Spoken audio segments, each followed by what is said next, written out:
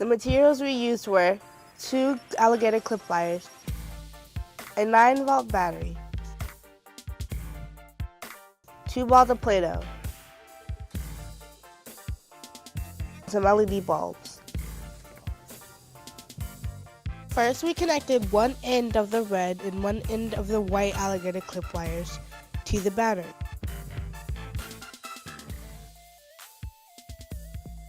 Next, we connected the other end of the alligator clip wires to the Play-Doh.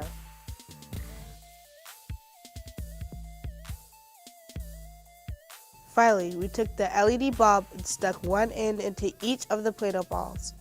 This completed the circuit and the LED lit up.